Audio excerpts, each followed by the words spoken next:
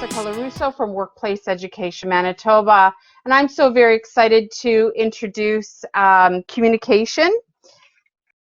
Before I introduce our instructor today, I'd like to give you some pointers on some troubleshooting and some features that you'll be using. On the top of your screen, you'll use three icons: a smile emoji, a question mark, and a telephone. The emoji will open up a variety of expressions such as thumbs up, thumbs down, for example, and the instructor may ask you for feedback from time to time.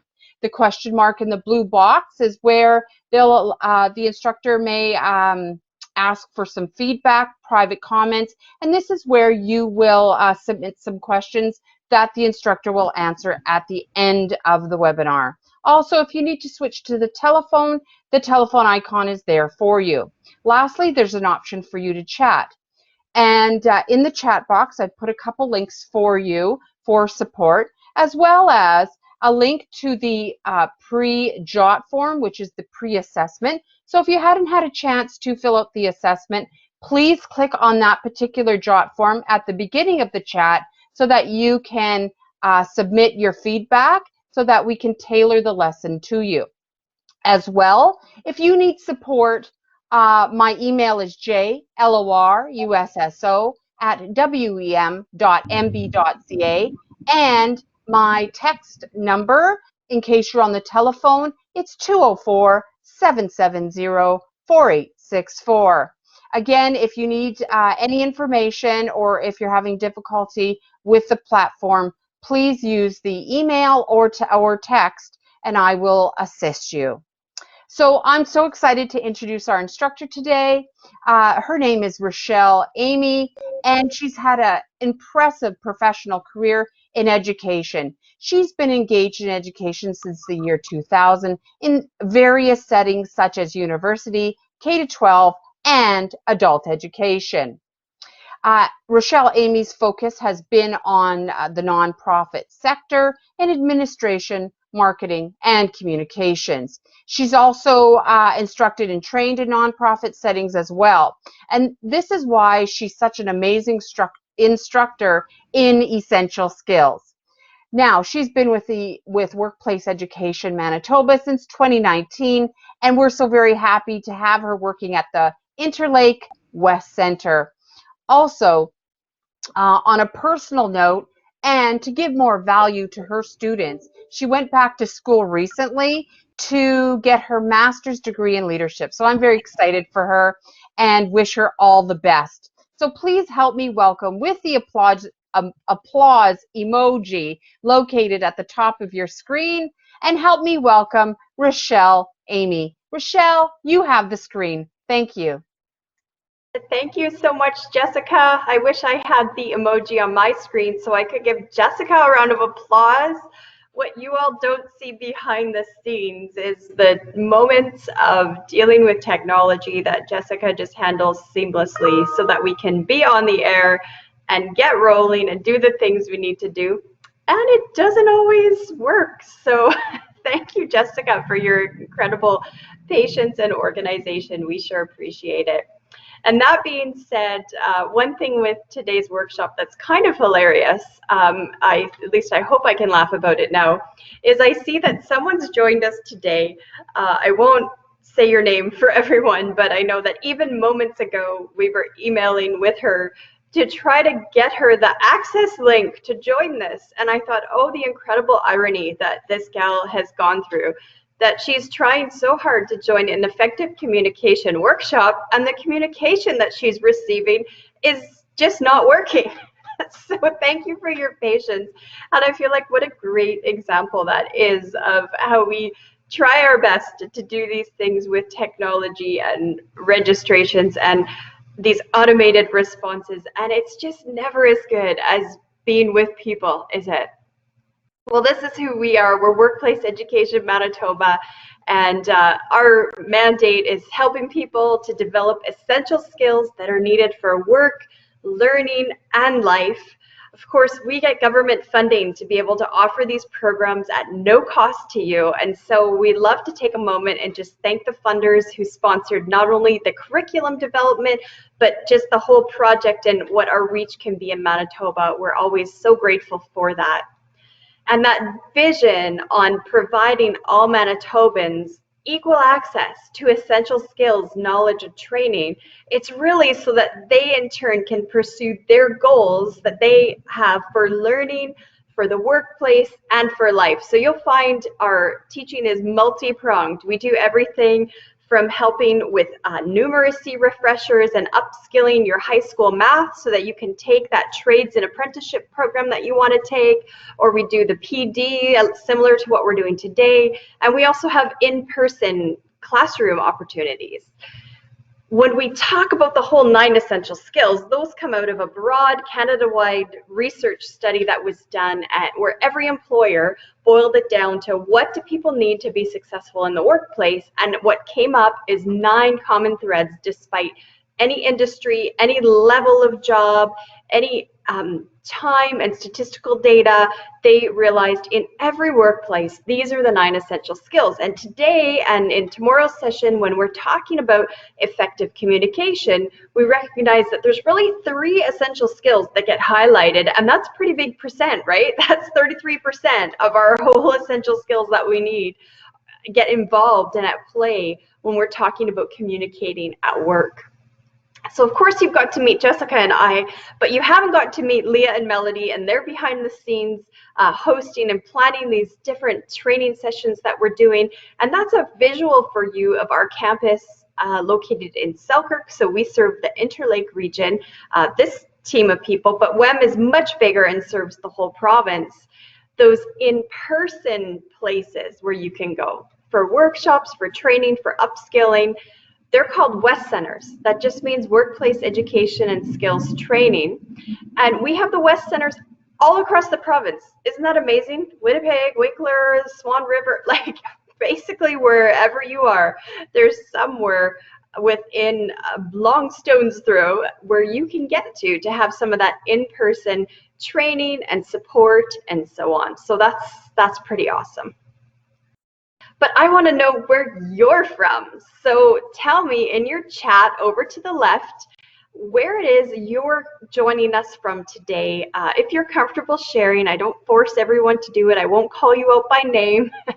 But in that attendee chat over to the left, tell us what town you're joining us from so we get a sense of where you are from across the province.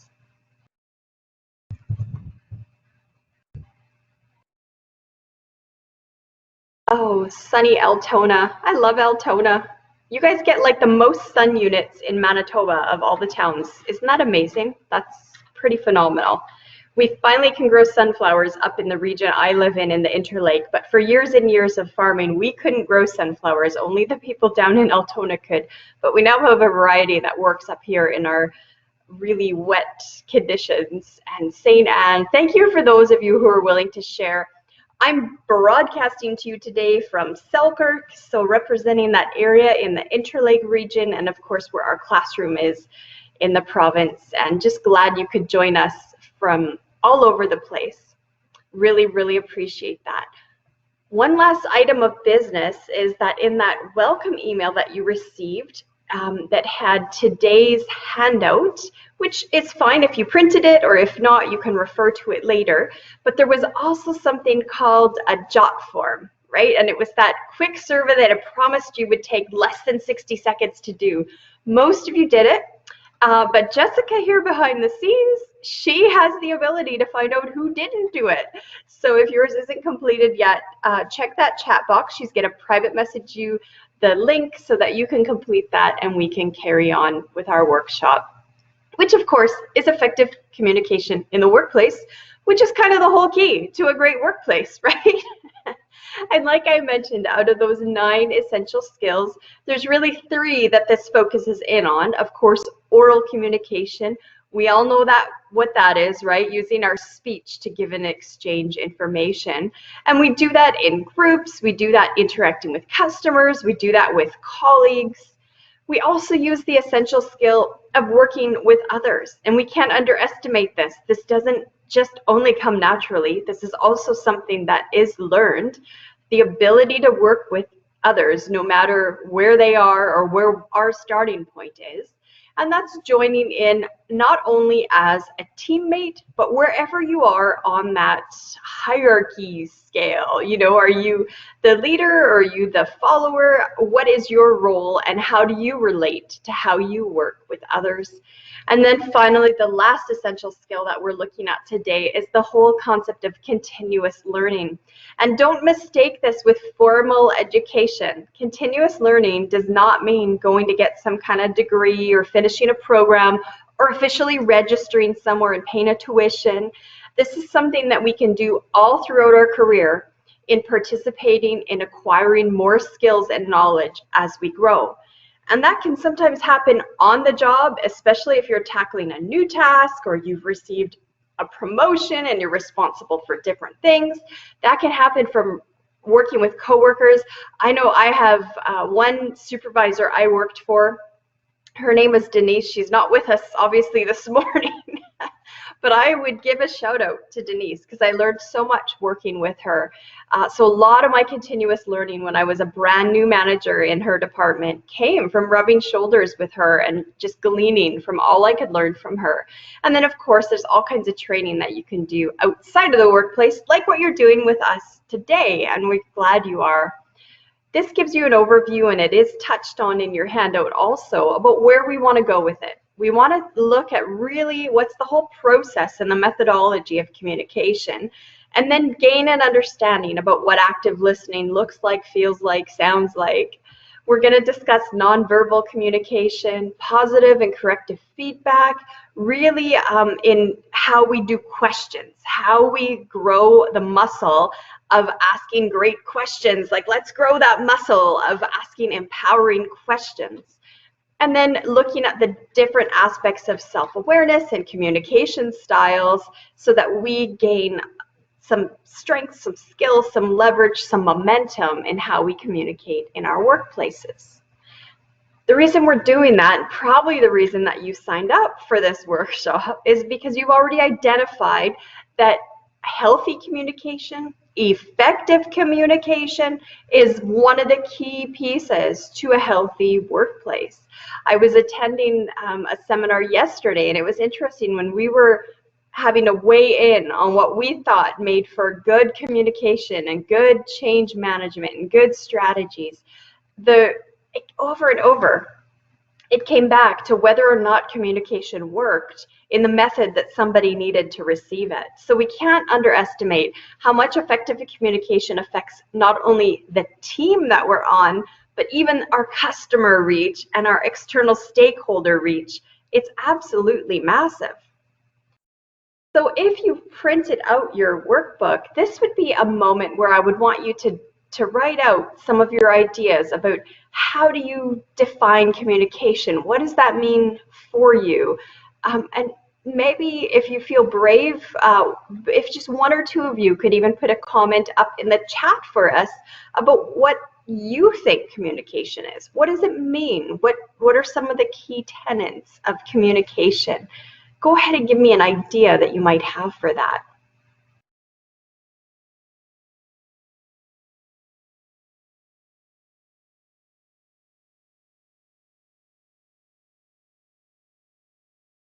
It's interesting because I love this quote by a fellow named Earl Wilson, and it's sort of a tongue-in-cheek kind of comment that he did make, but he says, "Science may never come up with a better office communication system than the coffee break."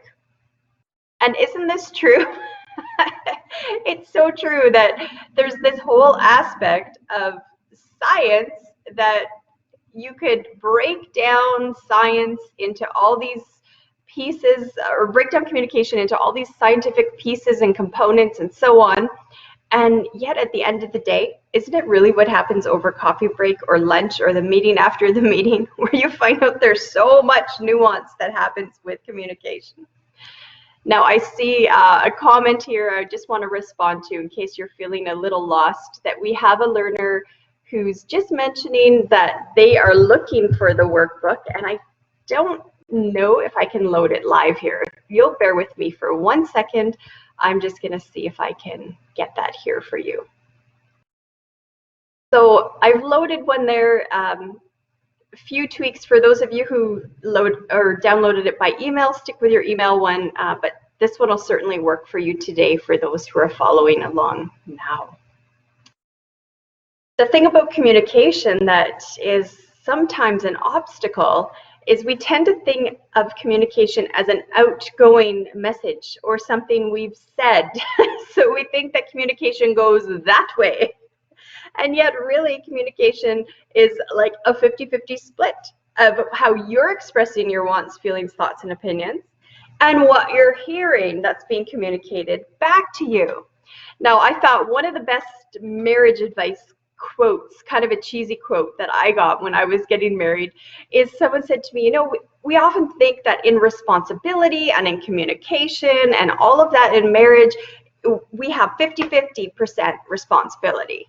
But really we don't. We have 100% and 100%. It's always up to you to make sure that the communication is working, that the idea of serving and partnering is 100% on your shoulders so that you're fully doing your load. And I feel like that sort of applies to communication. If you're wanting something communicated, you're not really just the 50% of the equation. You're really the 100% of the equation, because your role then is to not only communicate what you're putting out, but also to listen and respond effectively to what you're getting back and be able to reshape it until you have the shared understanding with the learner. Now, this is an easy question, so I do hope you'll jot down for me here in the chat some of the benefits. If you've been in a workplace where there was effective, healthy communication, your team really knew how to work together, knew how to communicate, or you had the Denise supervisor like I had where it was just open channels of communication, what are the benefits of that? What happens in the workplace when we have that? Go ahead and pop that in the chat for me.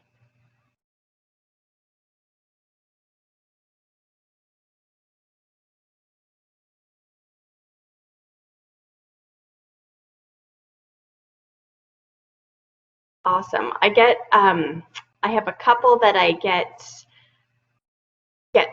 privately and some that you can see here. And so, yes, thank you. That it's so true. Things do go smoother at work. Yes, it absolutely does affect productivity, totally affects collegiality, good answers, and workflow, absolutely.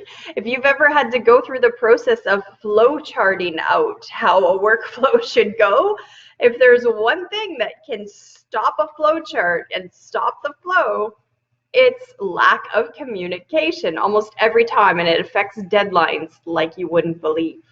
So absolutely, you guys are absolutely right. Those relationships on every level, it's easiest to have effective communication with our peers that we really trust, because often they speak the same language we speak and we have a shared understanding of what our starting point is. But really, benefits of effective communication in a workplace goes a lot further, where our reach goes interdepartmentally and in these reaches that sometimes are digital too, right? Where we're communicating with people that we may never get to meet face to face, but we have them connected to us in other ways. Increased productivity. Thank you for a lot of the comments that are just coming in privately. That's perfect. I love especially the last one about creating a culture, because I think we can underestimate our professional culture and what our contribution to that can be. In fact, sometimes I hear people blame an organizational culture on the leader. Now, the leader certainly has a part of it, absolutely no question.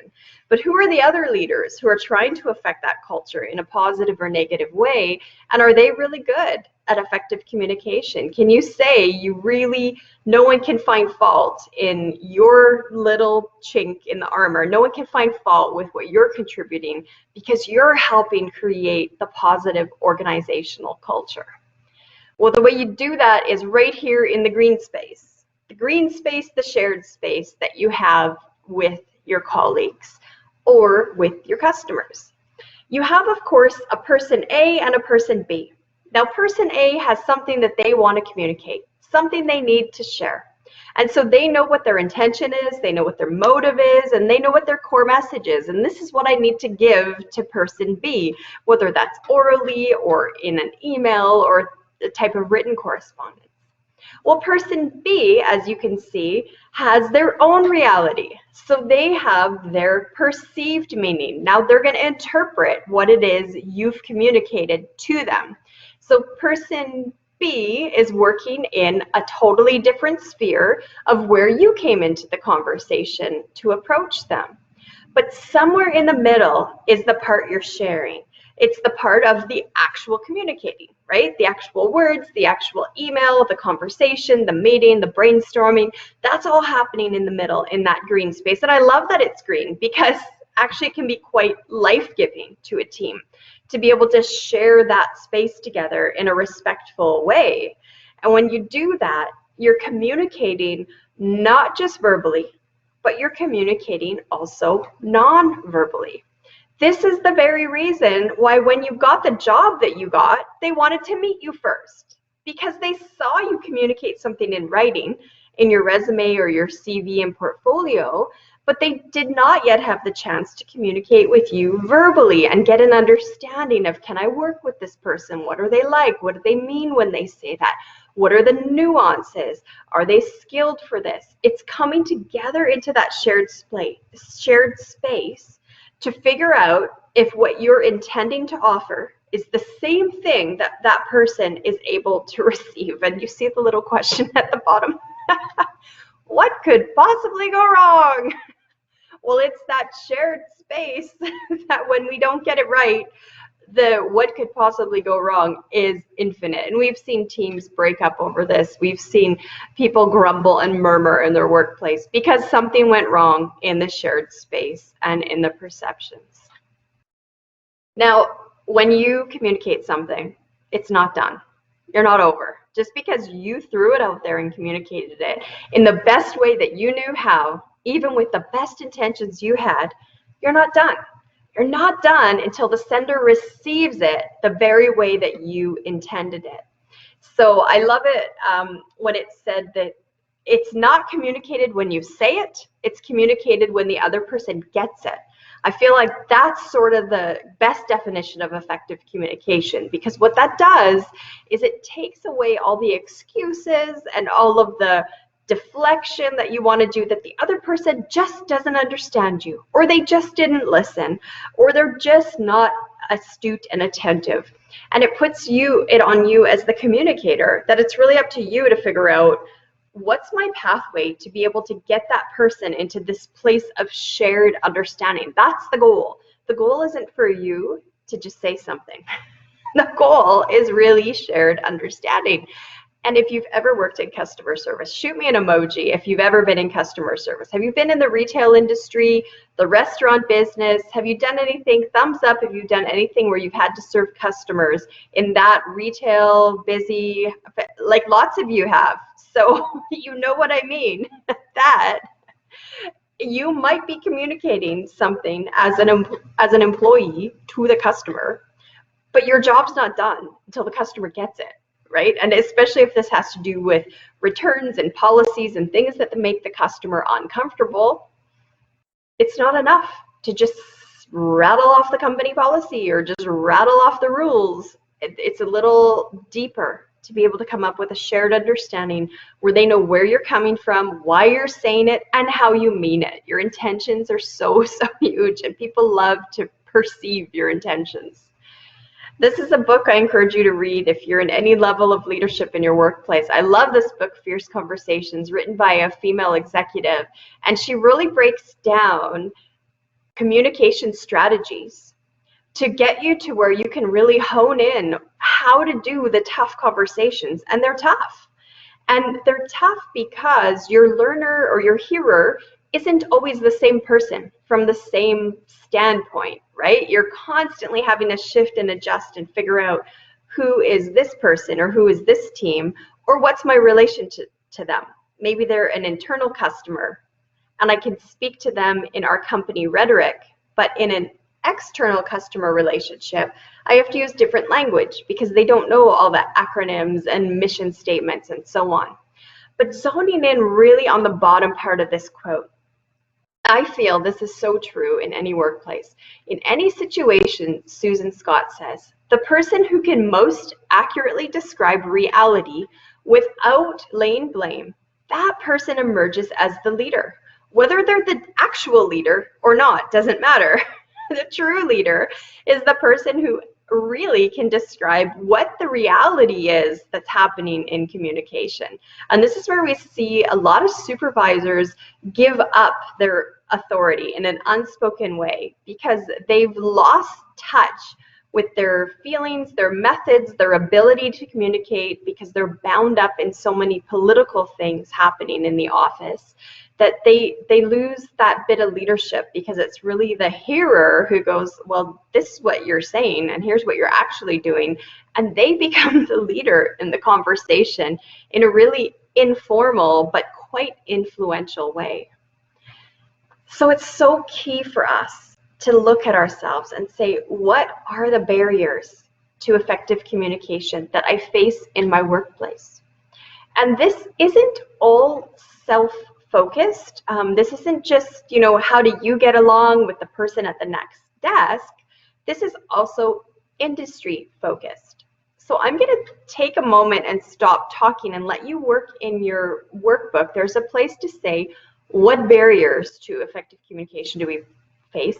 Jot those down and just recognize that depending the industry you're in, your barriers to communication might be different than another industry you were in before. So an example might be if you're in a fast-paced restaurant environment, barrier to communication would be time, and it would be speed of communication. But if you're in a much more technical environment, like a drafting environment, using that language that worked in the restaurant would be a huge barrier in that environment. So what are the different barriers that we face in the workplace? Take a second and go ahead and put that in your workbook notes.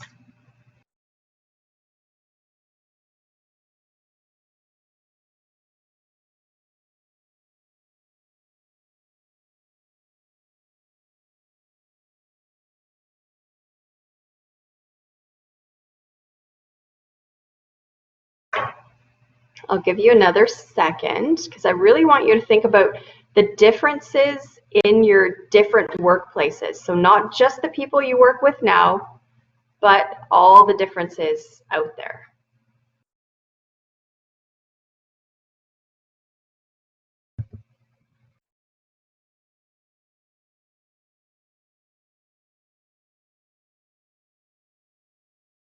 Well, I sure wish I could see what you've brainstormed, because I know that you will have experienced barriers to effective communication that I haven't seen before, because we work not only in different industries, but even in different towns and occupations, and so our barriers vary dramatically.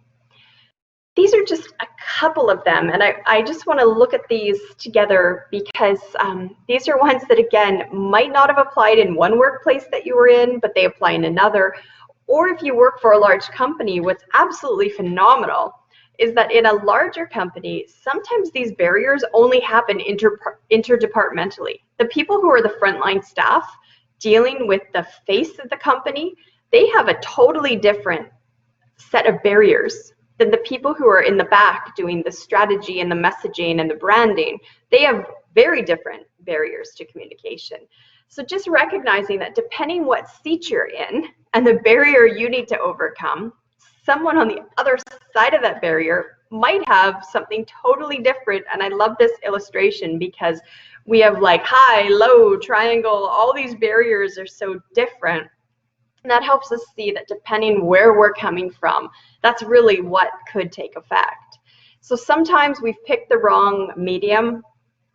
I'm guilty. Are you guilty? Like, we've all done this, where sometimes it's easier to just send off the email than have the quick conversation.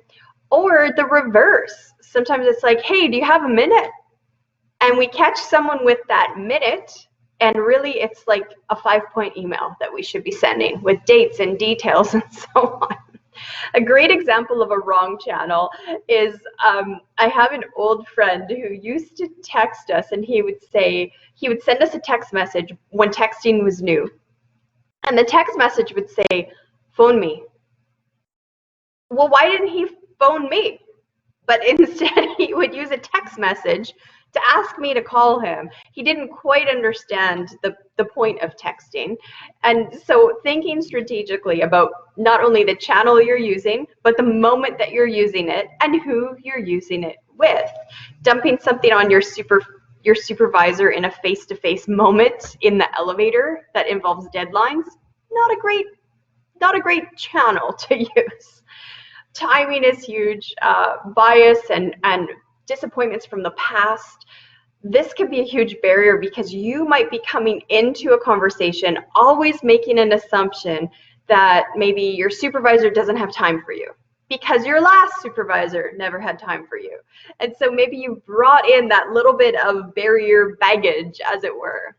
Or lack of cultural competence and understanding who is it you're serving and where are they coming from. Of course, misinformation is huge, and lack of clarity and disempowering tones. Like, we just can't not emphasize this one enough because tone is so massive in written and oral communication. And we tend to give ourselves a lot of grace with what we know our intended tone was, but we don't often extend the same amount of grace when we're reading the tone from someone else. So, even going back to this one of us who are live today, and you know who you are, even moments before the webinar was going to start today, I think she got like an email with no words in it. It just had a link. So, not very friendly, just very direct. Well, she could have interpreted that as super helpful because she didn't have to read through a bunch of superfluous words to try to get to where's the link. I just want to join, like it's almost 11 a.m., get me online. Or she could have read into that in a really negative way, like how rude, there's just a link, don't they know I'm a human being? And so some of those issues of tone are things that actually take a lot of practice to work out until we figure out where each other are coming from.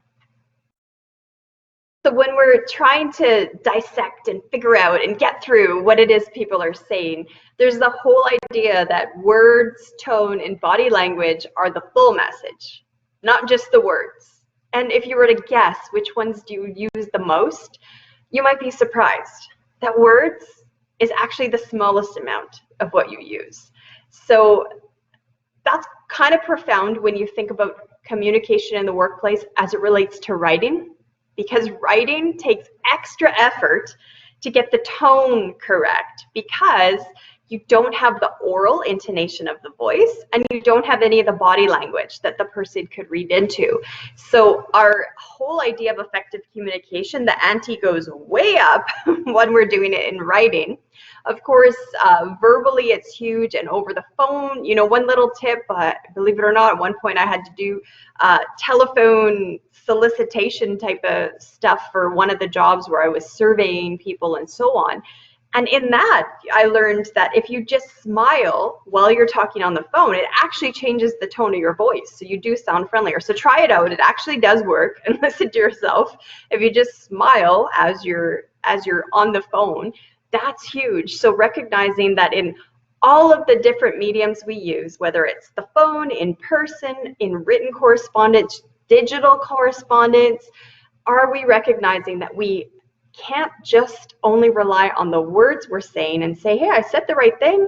I don't know how they misheard it, because there's so much of what we say that's non-verbal. So we're really trying to create an alignment between the words we say and actually what the person's able to perceive and receive from how we said it. And, a really silly example, but a great example too of the whole alignment piece would be just boiling it right down to your experience at a restaurant. And maybe you've had an experience like I had recently where I order no ice in my cold drinks. I don't know why. I don't like it. I know people love it. Everyone gives me a hard time when they come to my house. They bring their own ice. They don't know why I never have it. I don't like it. So I'm in a restaurant, I order water, or sometimes they even ask you, would you like ice water? And so I will often say, please just water with no ice. And usually people are like, yeah, okay, that's not too weird. But I had one server who was like, you want ice water with no ice? And I was like, if it's possible. Well, she's, yeah, I can't wait to get you your ice water with no ice. I'll get that for you. So she brings it down and she slams the glass on the table and she's like, here's your water with no ice. Well, she could say she served me. She could say she brought it quickly. She could say she said all the words. She repeated back to me what I wanted. She articulated clearly what my request was. But was there an alignment between her behavior and her thoughts, intentions, and feelings? Not really, right? The behavior was the expected behavior that a server should bring you the water, but the whole feelings, thoughts, and intentions were sending a totally different message because of her tone and because of her body language. Now, I'm sure she just had a bad day. Don't worry, I still left her a tip. It was good. We didn't have any conflict. But I thought, man, this is like such a great example of how easy it is to do emotion, but know that you're actually really trying to communicate something totally different. And sometimes we do that unintentionally. Sometimes we just send a wrong message because we don't realize that our intention isn't in alignment with what we were thinking. It's usually when we're under pressure. So we have to know what that feels like when we're under pressure. You have to know, what does it feel like when my blood starts to boil? What does it feel like when I'm stressed out because I have a deadline, but I'm not allowed to tell anyone I'm stressed out? I need to know what's going on so that I can make sure I'm not just saying the right thing, but I'm also communicating the full message. The best way to do that is asking questions. Now, I'm a lifelong learner in this. This doesn't come naturally to me because a lot of times I just want to get something done. And questions can take longer than just getting something done. So I confess, and I'm only making myself confess. You notice that? I'm not making you all confess all your weaknesses. I'm just telling you mine. That asking questions is really the key on being able to figure out if you have a shared understanding. The reason you're asking is because as soon as you start asking questions to the person you're engaged with, you start finding out in their answers whether or not you share an understanding about what you're talking about. You also get to find out their starting point and what they know and sort of where you're starting this communication piece on, instead of it just assuming that you know the starting point. There's the digging in deeper and resolving issues because maybe someone doesn't like something, but really it's underneath because there's something deeper in the system that's going on. And maybe you can dig and solve the deeper thing so that the day-to-day ordeal doesn't keep happening, and personalizing a message. And a silly illustration about digging deeper to resolve underlying issues, it's a little bit silly, but it's real. I have some children, and one of my children's totally a morning person. One of my children's totally not a morning person. And so my totally not a morning person child, he doesn't like to have conversation till he's been up for like an hour. And so often, if I was going to try to communicate and deal with things, if I always tried to do that in the morning, I would find that there would always be bigger issues. Something would blow up bigger, it would be harder, it would be so much miscommunication. But I figured out that actually, if I just wait and talk to him after school, it's super easy to have the conversation.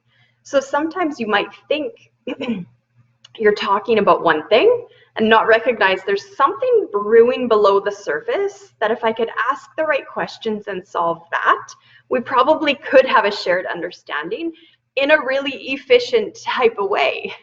So there's lots of different questions that you would ask to your colleagues and to your subordinates and to customers or external stakeholders. And those are things that you can jot down in your workbook. And I would encourage you to do this after we end our workshop.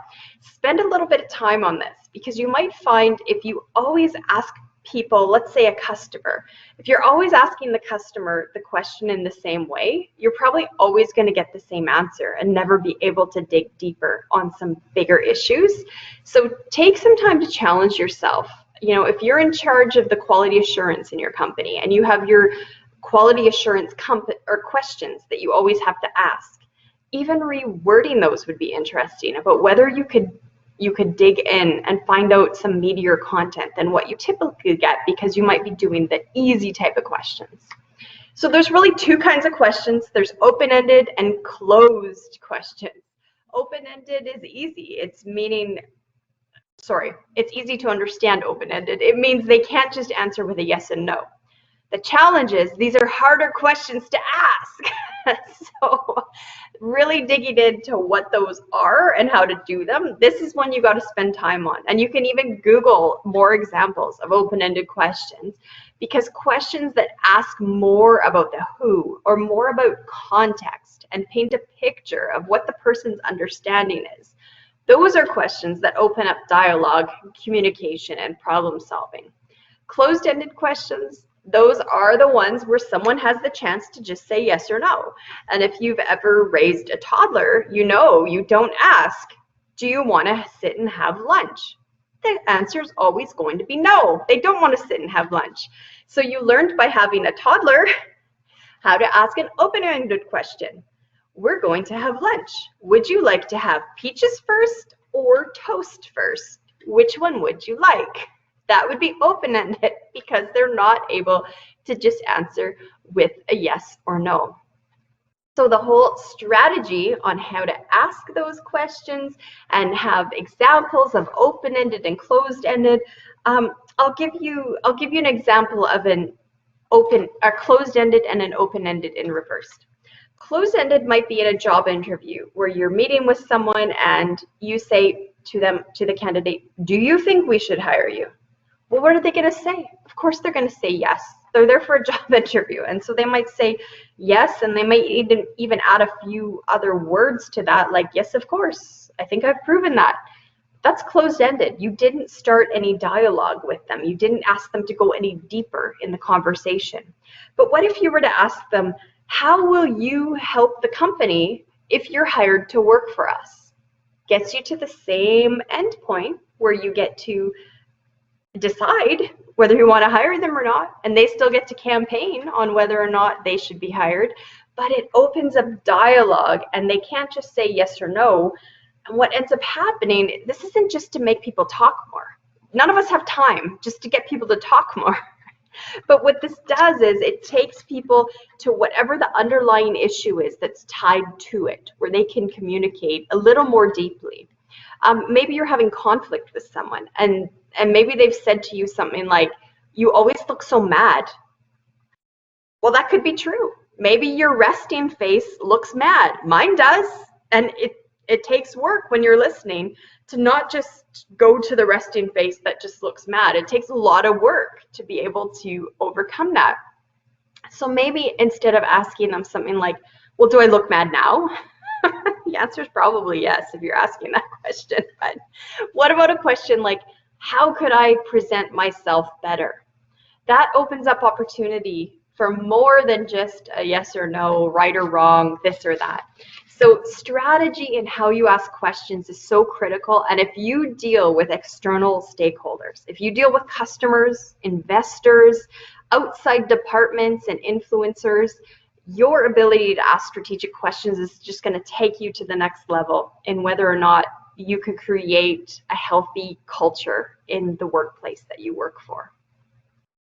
There's the whole idea of empowering questions and disempowering. And this has to do with how people feel and how they want to react after they've conversed with you. So if you're good at asking empowering questions, they will feel respected and they want to interact with that because your questions conveyed respect and trust and a sense of safety and collegiality that you're in it for a while. If you've asked disempowering questions, it has the exact opposite feeling. It's the kind of questions that make people feel totally on edge, totally off guard, off kilter. They're like, what's the motive here? Why are they asking me this? And And one thing I really want you to understand is when you're asking someone questions, hey, do you got a minute? Can we talk? There's a speaker named John Lend who says, do you want to know what's happening in the other person's mind? 3 things are happening in their mind. 3 things. They're saying, is this topic going to be painful? That's the first thing they're wondering. The second thing they're wondering is, how long is this going to take? They're definitely wondering that. And the third thing they're wondering is, what do you want from me? So before they even get to your content, they're already weighing it through those 3 lenses. How long is it going to take? Is it going to hurt? What do you need out of me? And then if you add the layer of disempowering questions where they don't have that sense of mutual respect, you're hooped. There is no empowering communication if they're focused, they feel like you're focused on blame or failure or whatever. I love working with people who don't play the blame game. In fact, I kind of make it my mission that if you work with me, I'd like to take the blame.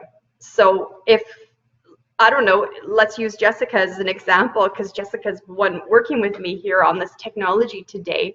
If Jessica screwed up and did something to the webinar or whatever, I would love to be the one to say, I'm sorry that happened. I totally apologize that we did that I did that, because I want to create an environment, not just for the people who are connected to the webinar to feel like they're a part of this thing, but I want to work with Jessica in the long run. And I want to ask the kinds of questions of her and protect her in a way that make all the learners engaged in the webinar want to be there too. And so that's just a make-believe, nothing bad happened today, so don't anybody worry.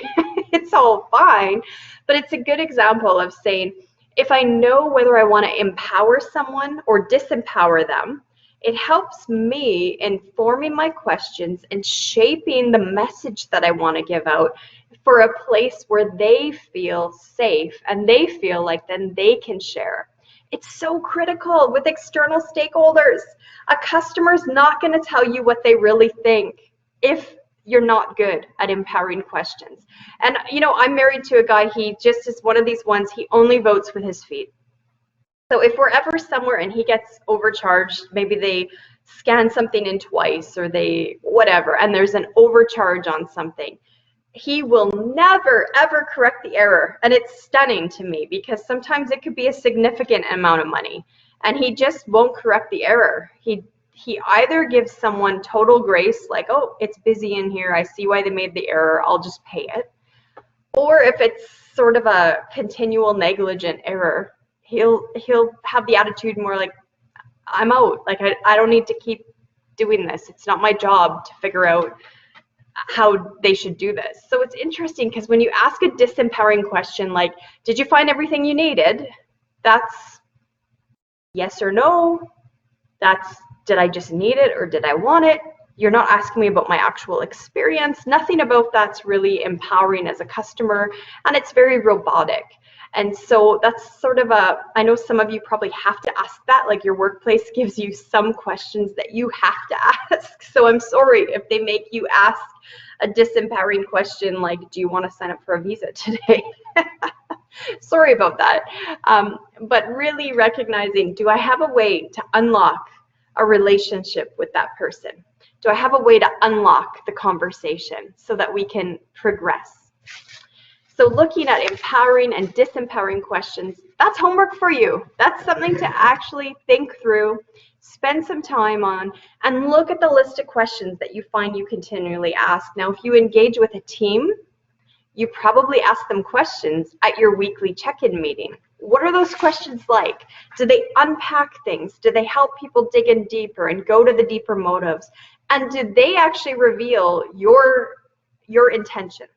Your intention is probably for your company to do really well and make lots of money so that you all have jobs. That's one of your intentions. But do the people you're working with perceive that that's your intention, or do they perceive that you just want to get ahead and you'll do it at the sake of whomever? It might be because of the questions that you've been asking. So making sure that our message is understood exactly how we intended it is absolutely vital, and it really can reflect some of the core values that you have as a company and as a colleague. So clarifying what was said. It's interesting because we'll talk about this in our second session about how we bear a responsibility or we carry a burden for communication no matter which side of the table we're on. If we're the one giving the communication or the one receiving the communication, we have this responsibility to clarify and confirm. Did we hear what was said? Did we understand what was said? Can we repeat back to them in our own words what was said? Because again, the word you should be writing down, the phrase you should be writing down is shared understanding. Did our communication get us to a place where we have a shared understanding? Even if you have to win, you might be the customer service representative who the policies will never change, the company policies. They're just going to be that way, and the customer's just going to lose. At the end of the day, the policy stands. Even when you're there, the ability to clarify and confirm, to make sure that you've gotten to a place of shared understanding becomes not just you winning in a conversation, not just winning to be right. One of the strengths of one of the colleagues I work with is when we're dealing with these huge issues, I mean, a lot was at stake in values and communication. And as we were working through those issues, I love what he used to say. We'd debate for hours as a team. And then he'd sit back and he'd go, you know, I don't have to be right. I don't have to be right on this. And it was so interesting to just shift the conversation because we realized all the debating we were having, it was like he was in opposition to what the rest of the team was saying. And we realized that he was just trying to communicate and see the conversation from every angle, but he really didn't care if he was right. His ego wasn't at stake. Maybe that's one of your strengths. Maybe that's one of the things you're really good at. Maybe body posturing is something you're really good at. Maybe you know that there's someone who always feels insecure or less than in the workplace. So when you talk to them, you always sit down so that you're lower, or you come to their level so that you're not intimidating. Or if you're the suit jacket person, but you interact with a department that's like the hands-on, dirty uniform person, maybe the suit jacket gets left in your office. Maybe you're really good at those non-verbal ways of communicating. And then what are the word choices? And what are the methods and the timing and the mediums that you use? Of course, it's easier to do this part. It's easier to figure out what your weaknesses are, right? So spend a little bit of time and identify this. And this is something you're going to do on your own. I'm not forcing you to do it, but I will ask you in tomorrow's session if you did it. But knowing what your strengths and weaknesses are, this is often tied to personality. This is often tied to capacity and a season of life that we're in. And this is often tied to the type of job that we're doing and what kind of resources we have in our company. Don't hide behind those. I would ask you for an emoji, but I really don't want to embarrass you. But I'd love to know, and I bet we have it all in common. Has there ever been a time that you had a communication weakness, but you blamed it on the company resources? So the company didn't give you this, that, or the other thing, or didn't provide the time, opportunity, or means, or this was wrong with the institution. But really, the change in organizational culture happens with ourselves and what we can do to affect the change. Now, to get us there, tomorrow we're going to look in depth at what the listening barriers are and what respectful communication looks like. And unfortunately, I know that if you signed up for the workshop today, you're probably a good communicator. This is probably the kind of thing that people who are good at this continue to learn more about this and continue to do self-development.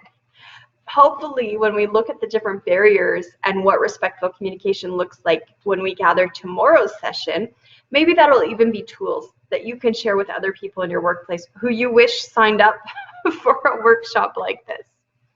But I would love to hear from you, and this will be kept confidential. Your name, your company, all of that, it will not be shared with anybody, but I want to hear from you. So today, some point today before the sun goes down, please, could you make an email that just briefly identifies some top 3 listening barriers in your workplace.